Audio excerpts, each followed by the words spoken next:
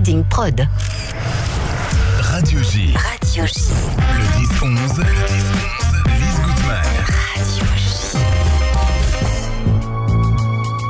Radio J, viens, je t'emmène.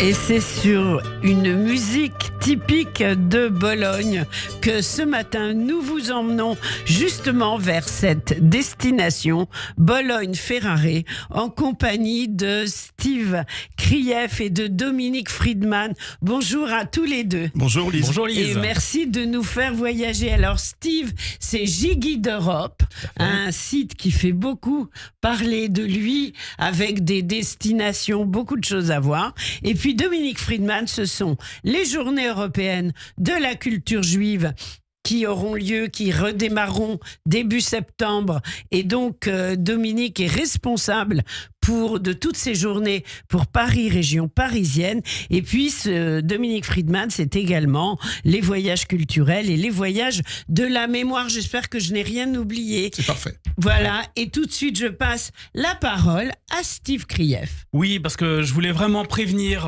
nos auditeurs d'un grand danger. Un très grand danger. Oh là. Ah oui, bien sûr, bien sûr. Mais je m'accroche. Il faut malheureusement être prêt pour ça. Lorsqu'on va à Bologne et Ferrare, moi, je me suis retrouvé dans le train il y a un mois entre Bologne et Ferrare.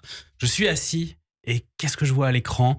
Que le train venait finalement de Rome, passer par Florence, Bologne, Ferrare pour aller enfin à Venise.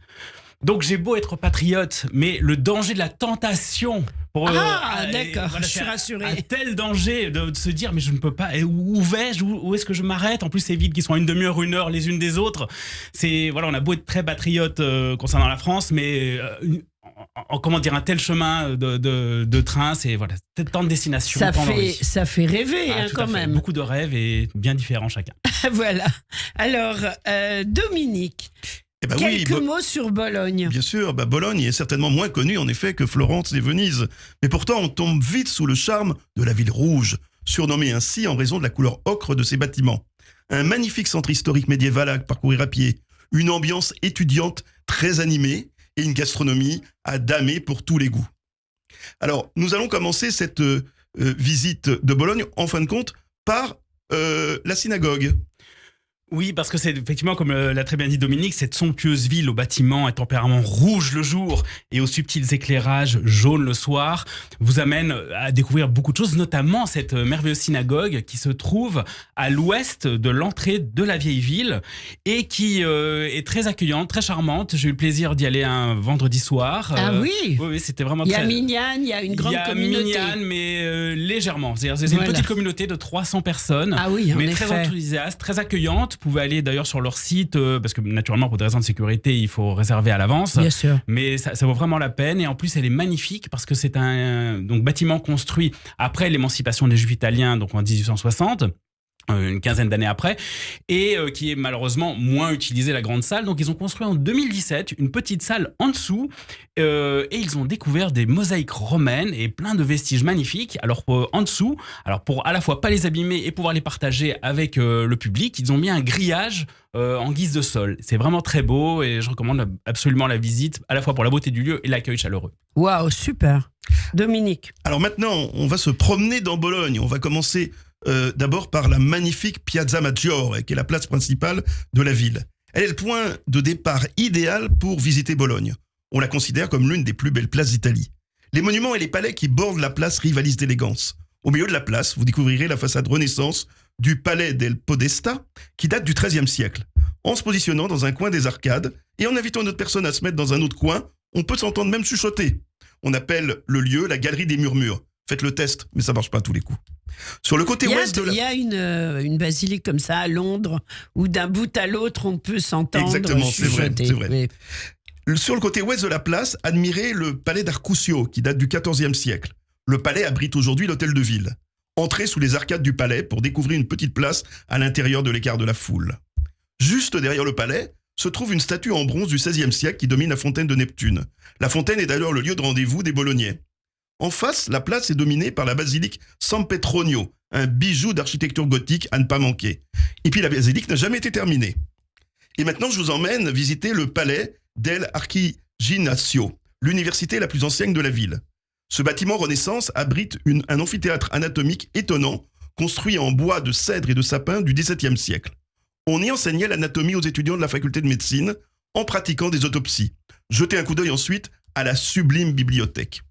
Visiter Bologne, c'est aussi se promener sous les 40 km d'arcades qui abritent les passants de la pluie ou du soleil selon les saisons. On peut d'ailleurs faire le tour de la ville sans avoir le ciel au-dessus de la tête. Et puis malgré ce que je viens de dire, visiter Bologne, c'est également lever les yeux au ciel. La ville est célèbre pour ses 2 tours jumelles médiévales, la tour d'Assilini et la tour de Garisanda. Construite par des nobles à l'époque, elle date du XIIe siècle. La puissance de ces nobles, d'ailleurs, se mesurait à la taille de leur tour. Attention, pas de mauvaise pensée dans ce que je viens de dire. Il y avait au Moyen-Âge, à Bologne, plus d'une centaine de tours. La tour d'Asinelli et la tour de Garisanda sont les 2 dernières qui ont survécu. On ne sait pas pour combien de temps encore, vu l'inclinaison impressionnante de la tour Asinelli. Oui, surtout qu'une des 2 tours, en plus, a été raccourcie parce qu'elle risquait de s'effondrer. Ah oui, carrément. Donc, avec certaines blagues sur le côté de la brite qu'aurait subi une des 2 tours. donc, on peut rester dans les équivoques. Et alors, juste à côté, vous avez la rue Oberdan, à côté des 2 tours, où vous pouvez rentrer donc dans le ghetto, soit par la rue Oberdan, soit par la rue... des Hébreux qui se trouvent donc vraiment... le ghetto juif, oui, l'ex-ghetto. Tout à fait, l'ex-ghetto, effectivement, parce qu'aujourd'hui, Oui. les 300 juifs qui habitent encore à Bologne Ne sont un petit pas peu dans toute la un ville, ghetto. Non, voilà, Oui. ne sont plus dans le ghetto. Et donc, il a été très bien préservé, vraiment un très très bel endroit qui se trouve juste à côté de ces 2 tours et de la place Maggiore. Et on peut voir ces immeubles, l'endroit où était située l'ancienne synagogue, à la Via dell'Inferno. Donc voilà, ce ne sont pas que des... c'est des noms un peu étonnants qu'on peut trouver. Alors des fois, peut-être parce que victime, on va dire, de certaines discriminations. Donc les ghettos qui ont été imposés à Venise, ensuite dans le reste de l'Italie. Et donc on peut voir juste à côté de cette ville. Et à côté également le musée juif qui est magnifique, qui a été construit en 1999. Il y a 2 salles, une pour les expositions temporaires. Actuellement, il y a une consacrée à la famille Rimini. Et on voit donc les différents destins de cette famille dans cette ville-là, les déportations aussi, et ce qui est arrivé à plusieurs membres. Et l'autre salle avec l'exposition permanente, où vous découvrez pour les non-initiés une brève présentation de l'histoire juive et des différents rites, et puis aussi la longévité du judaïsme dans la région d'Émilie-Romagne, très bien présentée. On peut voir des objets comme une menorah, un talit. Et un peu l'histoire peut-être des Juifs de Bologne. Tout à fait, l'histoire de Bologne, et en montrant la différence avec toutes les autres villes aussi, parce que c'est vrai, l'Italie, c'est plus que des villes, on a l'impression chaque fois que ce sont des petits empires dans ce grand pays. Et c'est vraiment très touchant, avec un bel hommage aussi aux Juifs déportés dans ce musée. Aussi un musée très accueillant, vraiment je vous recommande de visiter. Bologne. La Pinacothèque nationale de Bologne, Dominique. Eh ben oui, si vous êtes aussi amateur de peinture, on ne peut pas manquer la visite de cette Pinacothèque nationale de Bologne, l'une des plus riches d'Italie, pour admirer des œuvres de Giotto, Pérugin, Raphaël, Titien, Reni, mais surtout de Carracci, de la célèbre école de Bologne. Annibale Carracci est d'ailleurs né à Bologne. Il a peint, d'ailleurs seul, le plafond de la voûte de la grande galerie du Palais Farnèse à Rome, aujourd'hui l'ambassade de France, qui a fait l'admiration du français Nicolas Poussin. L'œuvre de Carracci, qui travaillait aussi avec son frère, est marquée par la rigueur de la composition et l'importance du dessin. Et puis, si vous êtes amateur de mécanique, visitez le musée Ducati, qui retrace la mythique marque des motos rouges. Bien sûr, et dans toute la région, vous avez par exemple à Modène le musée Ferrari, il y a le musée Lamborghini, Maserati, voilà, pour les amateurs de voitures, absolument. Oui. Et alors, juste à côté de la Pinacothèque, vous avez l'université, qui a été construite en 1088, et c'est probablement la plus vieille d'Europe. Ah oui. Elle est magnifique, vraiment aussi à visiter, et avec toutes ces salles différentes, aussi avec une plaque en mémoire justement des étudiants et professeurs juifs qui ont été exclus en 1938, suite à la promulgation des lois dites raciales. Et vous pouvez visiter le musée de l'université qui est magnifique. Lorsqu'on entre à gauche, on traverse différentes salles célébrant les découvertes scientifiques et tous les êtres courageux qui ont permis et accompagné ces découvertes lors de luttes politiques et religieuses, en encourageant les rencontres et la curiosité. C'est très militant tout ça. Hein. Ah, très militant, c'est une ville assez rebelle et notamment il y a, très à gauche, pour les droits sociaux, très militante depuis longtemps, effectivement. Et il y a beaucoup d'ailleurs de plaques dans toute la ville en hommage aux partisans, en hommage à tous ceux qui qui ont lutté à la libération de la ville aussi du joug mussolinien. Donc voilà, c'est une ville bouillonnante. Ah oui, en effet. Alors l'université, le ventre de Bologne. Pardon, non, ici, moi, juste bien sûr. Un petit mot aussi sur le musée médiéval, qui est aussi magnifique, absolument à visiter. Où vous pouvez trouver une très belle maquette d'ailleurs de Bologne au Moyen-Âge, et aussi l'époque des chevaliers, mais des pierres tombales aussi juives et musulmanes, très anciennes, pour montrer effectivement la présence dans cette ville. Donc, vraiment un très très joli musée qui se trouve pas loin non plus de la Plaza Maggiore quand vous prenez la Via dell'Indipendencia. Très joli petit musée. Dominique, alors le ventre de Bologne. On ne va pas quitter la ville sans parcourir le quartier du Quadrilatero, que l'on surnomme le ventre de Bologne. Il faut parcourir les ruelles de ce quartier, aussi bien pour les papilles que pour l'ambiance. On peut y déguster les spécialités locales, des vins, des fromages de la région, et bien sûr toutes sortes de pâtes qui font la renommée internationale de l'Italie. Et puis ça me donne faim tout ça. Au-delà des nombreuses trattorias et des marchands de fruits et de légumes, dirigez-vous vers le Mercato del Erbe, l'un des plus vieux marchés couverts de la ville. On y achète des produits frais et on y trouve des petits stands pour goûter les spécialités locales. Et avec le Mercato di Mezzo, cela fait partie des incontournables de Bologne. Enfin, rendez-vous sur la Piazza Verdi, au cœur du quartier étudiant, donc pas loin de l'université, où les terrasses débordent d'étudiants tous les soirs. Certains sont même assis par terre pour boire faute de place dans les bars ou les pubs. Un quart de la population de la ville de Bologne est étudiante. Et pourtant, sur cette place Verdi, il y a au moins une centaine de tables, c'est dingue. Et comme vous dites très bien, Dominique, ça déborde de joie, de partage, de bonheur, d'enthousiasme. Et près justement de ce centre-ville, la Plaza Maggiore de l'université, il y a plein de petits bars très sympas. Et moi, j'ai eu le bonheur de rencontrer un Bolonais qui s'appelle Carmine, qui m'a fait découvrir des lieux merveilleux, notamment un bar qu'on surnomme le bar des avocats. Un lieu très sympa pour voir, parce qu'il se trouve à côté du tribunal et beaucoup d'avocats s'y retrouvent après, et des gens un peu de tous âges. Et c'est une très très chaude ambiance. Et juste en face, on peut déguster toutes les merveilles, comme je l'ai dit, de fromage, et pour ceux qui mangent d'autres choses, plein de plats succulents locaux. Alors vraiment, on devrait tous avoir un Carmine qui nous guide à Bologne, mais si vous ne l'avez pas, vous pouvez trouver toutes ces merveilleuses adresses sur notre site également. Oui. Alors maintenant, de Bologne, on va passer on dit Ferrare, pas Ferrare. Ferrare. On dit Ferrare ou Ferrara en italien. En italien, en anglais, Ferrara, en français, Ferrara. Alors on va dire Ferrare, nous. Oui. Une intro, Dominique. Ferrare, a été l'une des capitales européennes de la culture, de l'art, de la politique, de la gastronomie, qui a attiré de nombreux artistes, des poètes et des chantres. La maison d'Este, une grande dynastie de mécènes excentriques et cultivés, réussit en 3 siècles à transformer un centre rural en un chef-d'œuvre de la Renaissance. Et avec la maison d'Este, Ferrare connut ses siècles de gloire, accueillant les plus importantes personnalités artistiques et littéraires de l'époque. La plupart des monuments les plus importants et les plus imposants aussi, se trouvent dans une petite zone au centre de la ville, avec le château, la cathédrale et les 3 places principales. Je vous propose de commencer notre visite, en fin de compte, par le ghetto et le musée juif. Oui, parce que comme vous dites, Dominique, effectivement, le ghetto se trouve au centre là aussi. Ce sont des petites rues, vous pouvez y accéder par la Via delle Volte, qui, comme son nom le dit, vous fait passer par de magnifiques endroits, plein de voûtes de bâtiments. Alors, il y a plusieurs interprétations sur pourquoi ces voûtes-là. Est-ce que pour faciliter l'accès entre maisons, est-ce que la rivière qui débordait... Il y a plein de versions différentes, mais c'est un endroit magnifique où vous retrouvez quelques plaques aussi en souvenir près de la synagogue qui se trouve Via Mazzini, une très belle synagogue également. Alors attendez, j'ai une sous-question, Dominique et Steve. Dans chaque grande ville d'Italie, il y avait un ghetto, il y a un musée juif.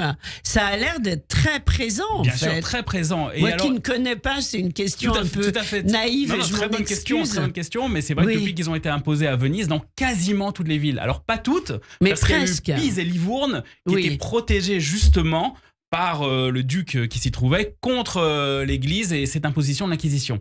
Donc pas toujours, il y a eu quelques villes courageuses qui n'ont pas imposé le ghetto, mais effectivement étaient présents, et le musée juif à Ferrare est d'autant plus important que c'est un musée national qui présente l'histoire du judaïsme italien. Wow. De manière magnifique, on traverse ces époques, c'est très bien présenté à la fois avec des pierres tombales d'il y a 2000 ans, des documents extraordinaires et aussi des vidéos qui sont présentées en même temps, comme par exemple il y a un voyage de Benjamin Tudel expliqué en dessin animé dans une salle avec des images des 3 côtés. Il y a l'arc de Titus aussi, une copie qui est là et tout est bien expliqué. On traverse les époques, de l'époque romaine à l'époque de la Renaissance et puis là ils vont nous préparer, ce sont les directeurs du musée qui m'ont dit qu'ils préparent actuellement donc une salle aussi pour l'époque contemporaine. Ah, waouh. Donc vraiment passionnant. magnifique. Vraiment, faut y aller. Donc c'est à Ferrare.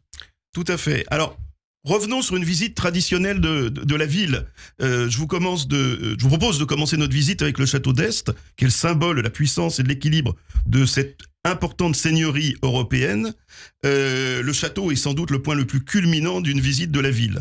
Ensuite, la cathédrale. La cathédrale connaît depuis le tremblement de terre de 2012 d'importants travaux. Seule une partie de sa stupéfiante façade sculptée de bas-relief reste visible. Derrière la porte gardée des lions protecteurs, l'intérieur baroque se dévoile, presque incongru. Et puis sur la voûte du chœur, on aperçoit tout de même un vibrant jugement dernier que l'on dit inspiré de celui de Michel-Ange dans la chapelle Sixtine. En face, le Palazzo Comunale, qui offre des beaux éléments d'architecture comme un escalier extérieur Renaissance, côté Piazza del Municipio. Et puis prenez le temps pour explorer les rues pavées étroites, visiter les boutiques, les cafés de la partie médiévale de Ferrare, admirer d'autres palettes, vous asseoir, vous détendre et de regarder les passants dans cette ville attrayante et intéressante. Ou pour prendre tout simplement une longue pause déjeuner sur une place ombragée. Je vais vous parler maintenant du musée Schifanoia. Le musée Schifanoia, il est installé dans une aile, donc d'un palais. C'est un musée qui accueille depuis 1898 des collections diverses. Des peintures, des miniatures, des petits bronzes et des céramiques gravées. Mais le palais Schifanoia est particulièrement remarquable du fait de son entrée en marbre et les magnifiques peintures murales de la Renaissance représentant les mois de l'année dans le Salone dei Messi et pour le musée d'art qu'il contient. Steve. Alors bien sûr, lorsqu'on parle de Ferrare, on pense tout de suite à un film extraordinaire 1970 de Vittorio De Sica, Le Jardin des Finzi Contini. Évidemment, Voilà, bien sûr. Et basé sur un livre de Giorgio Film Bassani. extraordinaire. Ah oui, Oui. absolument à voir. Et donc alors, pour dire la vérité, il n'a pas été totalement filmé là-bas, seulement certains lieux, aussi un peu à Rome et dans d'autres villes. Et c'est vraiment absolument donc on ressent ça donc on se balade dans les rues, cette ambiance-là, cette douceur de vivre, cette insouciance dans le bon et le mauvais sens du terme, parce que le mauvais sens, c'est-à-dire qu'on ne voit pas ce qui arrive, les dangers qui arrivent, mais on ressent vraiment cette présence-là. Et ce qui est étonnant aussi dans ce film, c'est que là aussi, c'est une belle réponse à aujourd'hui, aux prétentions d'aujourd'hui, c'est qu'on peut faire un chef-d'œuvre sans être de telle ou telle chapelle. Voilà, ce ne sont pas des juifs qui ont tourné le film, ce ne sont pas exacteurs juifs, sont pas là aussi on s'en fiche, c'est ça la force d'un acteur, d'un réalisateur, c'est d'un artiste de pouvoir capter ce qu'il y a à transmettre et le transmettre en beauté. Donc c'est vraiment très très émouvant et On entend la musique du film. Merci à Serge Merci Surpin. beaucoup. Avec l'extraordinaire Dominique Sanda et tous les Fabio Testi et les autres acteurs, vraiment je vous recommande à la fois le livre et le film et Bien se sûr. balader dans ce Ferrare. Et là le musée du Maïs dont on a parlé tout à l'heure, le musée juif, vous permet de bien comprendre cette évolution de la présence juive dans toutes ces villes aussi et comment ils ont alors imprégné, partagé cette culture. C'est si important. Dominique. Alors, le palais del Diamanti, le palais est remarquable pour ses murs couverts de plus de 8000 bugnes, des blocs de pierre en forme de diamant, en marbre blanc et rose, auquel il doit son nom. Le Palazzo dei Diamanti, ce qui veut dire le palais des diamants, accueille aujourd'hui les plus importantes expositions temporaires de Gauguin à Chardin, de Chagall à Miro, en passant par Boldini, Picasso, Monet. Nombreux sont les artistes internationaux de non-renom que le palais accueille entre ses murs pour donner vie chaque année à des expositions importantes. Et puis je vais vous parler un peu naturellement de spécialités culinaires. Car Ferrare, c'est aussi la capitale de la bonne nourriture, avec une tradition dont les racines remontent au Moyen-Âge, avec une multitude de plats traditionnels à savourer. Parmi les recettes symboles de la cuisine de la ville, la plus connue est les capellacci di zucca, ou les raviolis à la citrouille, que l'on pouvait déguster déjà à l'époque de la maison d'Este. Leur forme particulière en chapeau renferme une farce à la citrouille dont le sucré crée une saveur aigre-douce, véritable merveille pour les palais. Vous en avez mangé ? Oui, j'ai goûté, c'est délicieux. Jamais assez, on n'en mange jamais assez. D'accord. Alors, merci beaucoup pour ce voyage dans cette Italie historique, on peut le dire, Bologne et Ferrare. Là, maintenant, on part en Europe, Steve, avec vous. comme dans toutes nos émissions, et vous nous emmenez à Francfort. Oui, alors Francfort, très beau musée juif à Francfort qui met en avant une exposition à partir du 19 avril sur Myriam Pressler, une grande traductrice, notamment d'Anne Frank, mais aussi d'auteurs israéliens, Amos Oz, Roya Shalev, Batia Gour. C'est vraiment une très très belle expo qui est en préparation. Voilà, 19 avril, commémoration de l'insurrection du ghetto de Varsovie. Munich. Alors à Munich, exposition Histoire imagée, portrait de juifs munichois. Cette exposition présente des personnages aussi différents qu'un enfant dans un costume marin, une femme au béret avec des manches très épaisses, un rabbin en train de lire un livre de prière pour montrer la diversité et l'ancienneté aussi de la présence juive à Munich.